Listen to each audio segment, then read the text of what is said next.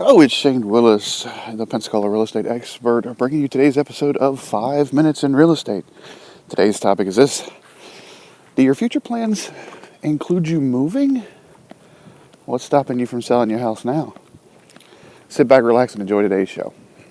Welcome to the show that takes up no more than 5 minutes of your time, but could help you gain massive real estate knowledge. It's 5 Minutes in Real Estate with best-selling author Shane Willis.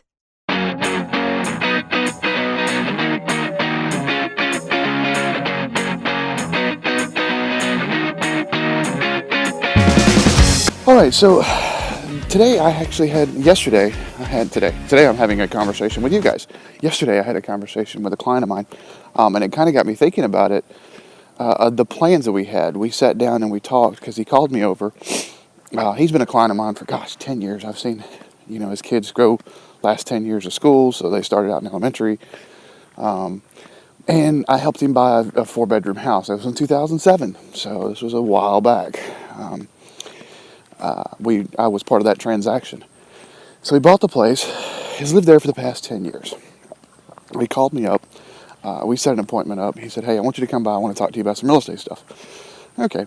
In the meantime, he has bought a couple of investment properties, so it's not unusual to get that phone call from him.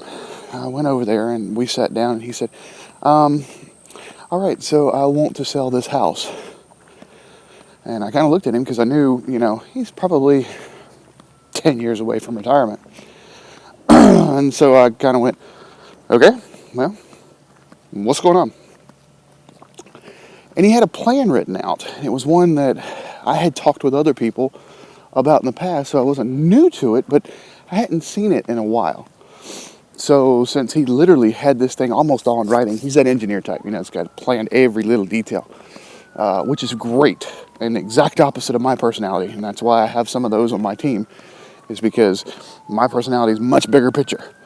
But you need that detail person, right? So he had this plan all written out. They wanted to sell this place because he felt like there was some equity there. And sure enough, he had put a significant down payment even in 2007.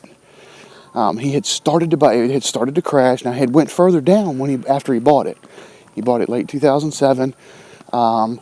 If I remember correctly, it was as a foreclosure, but it may not have been. It may have been a short sale at that time. I don't remember.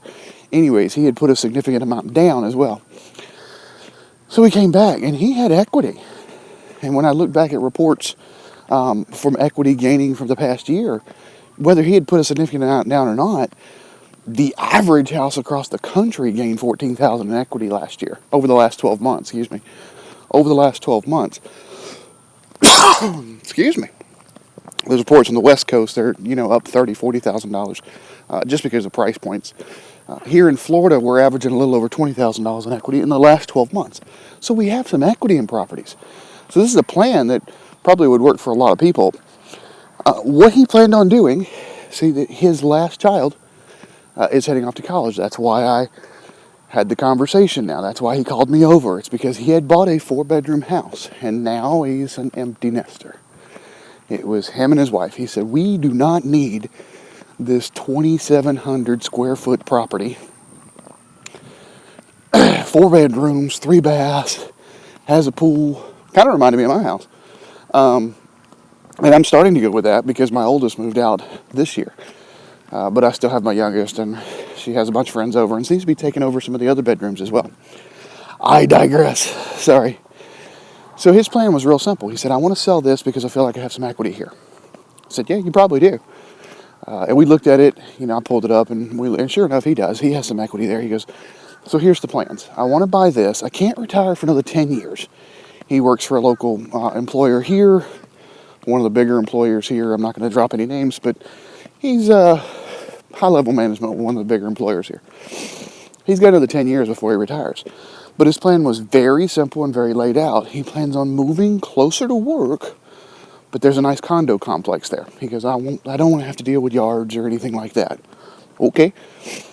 But it's also about the same price point of his house that he's selling, or where those condos are at.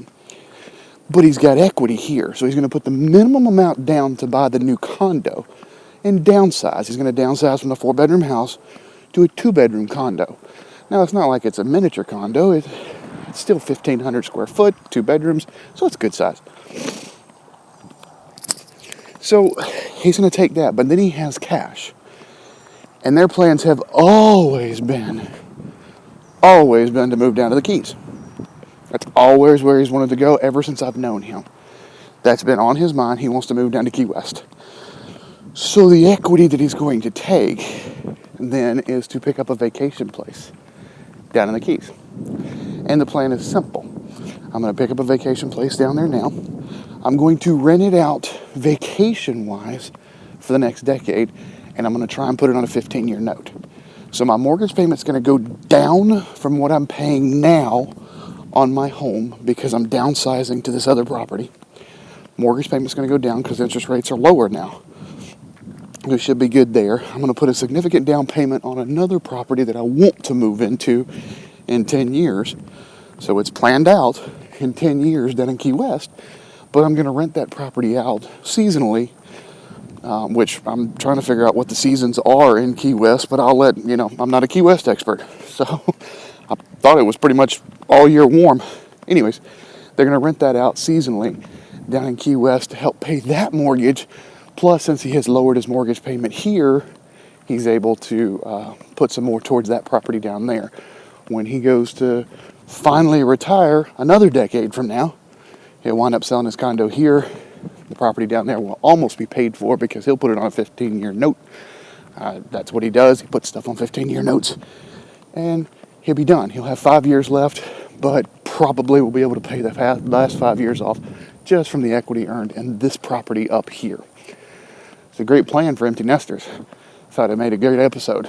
So there you go. There's an idea for you. If you're looking at facing empty nesting, I know a lot of kids are heading off to college now.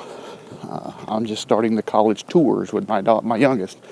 So I still got a few years for that. But that's all I got for you today.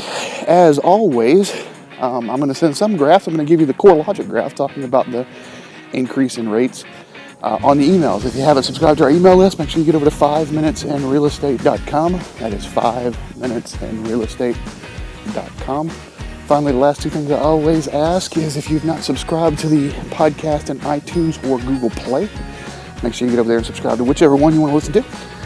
And finally, if you find value in any of these episodes, including this one, make sure you share it on social media. I don't ask for payment, but I do ask you to share an episode. Thanks for listening. We'll talk to you next time.